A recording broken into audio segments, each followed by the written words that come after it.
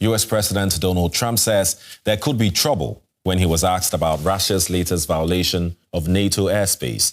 The alliance is due to hold talks early next week after Russian military jets entered alliance member Estonia's airspace for 12 minutes on Friday. Moscow denies there was any intrusion. Now, the incident comes just after over a week after Russian drones entered Polish airspace, sending tensions between NATO and Russia soaring. Estonia says Russian warplanes entered its airspace without permission. Swedish Rapid Response Forces captured these images shortly after the breach. The Estonian government said 3 Russian MiG-31 fighter jets violated its airspace early on Friday near the island of Vendalu in the Gulf of Finland and remained there for 12 minutes. Italian F-35 jets on Baltic patrol eventually intercepted the warplanes and forced them out. NATO air defense worked. The planes flew, forcing the Russian planes to leave. But of course, being in Estonian airspace for so long is still at least malicious intent, if not a planned operation. Our request is to trigger Article 4, which would mean such political consultations between the allies, and then a NATO assembly would meet to discuss it and decide what is additionally needed. Estonia's allies have condemned the incursion, calling it an extremely dangerous provocation. It is clear that Russia is testing how far they can go. We must show no weakness, because weakness is something that invites Russia to do more, and they are increasingly more dangerous not only to Ukraine but also to all the countries around Russia. Russia denies violating Estonian airspace, saying that the jets were operating in strict accordance with international airspace rules. The airspace violation comes just over a week after 2 NATO members, Poland and Romania, said Russian drones had breached their airspace. In response, the French Air Force has deployed several Rafale fighter jets to Poland to strengthen NATO's eastern flank.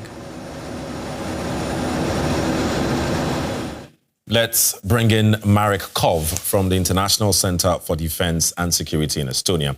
Hello, Marek. So, Russian fighter jets have also violated the safety zone of a facility in the Baltic Sea. Is this a real threat or deliberate provocation, you think? Good morning. Thank you for having me. I think we have to recognize that while Russia's hybrid attacks aim to shape our political decision-making, the possible consequences, often tragic, fall on civilians. So military aircraft flying in civilian airspace without transponders or without filed flight plans can cause a mass casualty accident. The same actually applies to Russian Shadow Fleet, which also carries the risk of major environmental catastrophe. So I think it's a very dangerous provocation from Russian side. Right. And I'm wondering what you make of the timing. Why this sudden wave of violations? So Russia has long conducted hybrid attacks in parallel with its war of aggression against Ukraine. We can also see that Russia has failed to make significant gains at the front. In addition, Ukraine is successfully disrupting Russia's oil industry, their primary funding source for Russia's terrorist action. Consequently, Russia is trying to weaken Western unity in support of Ukraine. These series of provocations can be also classified as yet another Russian attempt to influence our societies and to suggest that NATO is not functioning. But yesterday and drones in Poland have proved that NATO is effective and the response is very straightforward. Right. Estonia has asked NATO to open consultations. What do you think could come out of that? So NATO actually already started the Eastern Century defensive activity after Polish drone incidents. But my hope is that we will move from NATO air policing framework to an air defense framework for all Baltic countries. Right. So how strong is surveillance along Europe's eastern flank right now, and where do you see the biggest gaps? So I think actually we have a pretty good overview of what is going on our borders, and NATO's integrated air and missile defense system actually in this case worked exactly as it is designed to. Russian Federation aircraft were detected early by radar. I think Estonia's intelligence services have an excellent picture of activity beyond our border, and mounting mounting a surprise ground attack against us or any other Baltic states would be very difficult. Okay. Marek Kohv from the International Center for Defense and Security in Estonia. Thank you. Thank you. Jim Townsend is Adjunct Senior Fellow at the think tank Center for a New American Security. Before that, he served as Deputy Assistant Secretary of Defense for European and NATO Policy. Jim, thanks for joining us. As far as I can tell, this is the third such instance within 2 weeks of Russian incursions into NATO air territory. What's going on? Well, that's the question of the day is what is Putin, what does he have up his sleeve here? Why is he doing this? The drones over Poland was a big escalation and definitely sending signals to a number of audiences. And I think looking at Estonia with 3 MiG-31s, spending 12 minutes over Estonian airspace is a big intrusion. And of course, they were chased off by Italian aircraft. Sweden and Finland also sent up aircraft once these MiG-31s went into the Baltic. So what is happening is an escalation for sure. Why now? I don't know. Jim, give us an idea of how exactly this happened. Some of our viewers might wonder, can someone accidentally come into another country's airspace? Could it be an accident? How do we know that this is intentional and that it's done with purpose over these past 2 weeks?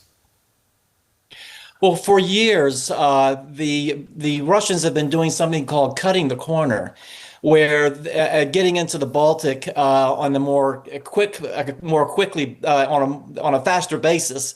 They would cut a corner of Estonia airspace, and they would do that, and they'd only be in Estonian airspace for a few minutes, and then they're out, and they do that with a smile on their face. So these kinds of air intrusions have happened in the past, but there's only been one aircraft. It hasn't been longer than just a couple minutes, and it was something that they'd grown used to seeing in Estonian airspace. What's different here is 3 aircraft, not one. All 3, they did not file a flight plan. They were not squawking, their identification. They were not in touch with Estonian air traffic control. So they were flying in the dark, if you will. They were not to be seen. This is something that you do on purpose when you want to make some kind of incursion like this. You're not squawking. You're not identifying yourself. And so usually if a plane gets lost, they pretty quickly find that out, and they scramble to get out of someone's airspace. They stayed for 12 minutes in Estonian airspace. There was no doubt they knew where they were, and they were doing there to send a message to the Estonians that they could do this at will, and to add tension to the already tense region caused by what was happening over Poland. In this latest case, Italian fighters scrambled and ran off the Russian jets. Do we have any sense of NATO's response and if everything is working like it's supposed to? Well, so the Italians came out of a NATO effort called Baltic Air Policing for a number of years now, because the Baltics don't have air forces of their own. NATO has a rotational program among the allies where everyone takes turn monitoring Baltic airspace, and if something happens like this, the planes that are in the Baltic on patrol will scramble and go after those planes, and that's what the Italians did. So that worked. What's also interesting to me, though, is the Finns and the Swedes who are in the neighborhood, they also scrambled aircraft because once those MiGs left Estonian airspace, they went into the Baltic. That's international airspace, of course, but the Finns and Swedes were making the point that we're watching you as you come into our neighborhood and as you fly around. And so that kind of response was part of the Eastern Sentry program that NATO just launched after the Polish incursions by those drones, which is where neighboring nations are on a higher state of alert in terms of their aircraft to deal with this kind of thing. So Baltic air policing worked, Eastern Sentry worked, Finns and Swedes scrambled, the Italians scrambled. That's about the best you can do in a situation like this. Jim, give us the bigger picture here. How dangerous are these intrusions? These intrusions are dangerous in two ways. They're dangerous in terms of air traffic safety. These airplanes, as I mentioned, they were not squawking their identification. They were not in touch with air traffic control. They had not filed flight plans. They just appeared. And that's a danger to a civilian and military aircraft in the area, for suddenly these three high-powered jets appear in their midst. So that's dangerous in and of itself. But there's a larger danger here, which is this is the escalation that we were afraid that Putin was going to start doing after Poland, that the Polish experience with those drones, that was not going to be a one-off, that this was going to represent a higher level of bullying, if you will, by the Russians of those nations that are along its border, as well as with Belarus. And so Estonia is an easy target. They are small. They're right on the border. They are already at a high state of alert and concerned about what Russia might do. And so to just bully that small ally, they launched those MiG-31. So this is something that is dangerous in terms of stability in Europe, in terms of trying to keep tensions down along the frontier with Russia. This is something that I'm afraid we're going to see more of, and that makes the Russian activities more dangerous than they would have been 2 weeks ago. All right, Jim Townsend, former U.S. Deputy Assistant Secretary of Defense for European and NATO Policy. Jim, thank you. You're welcome.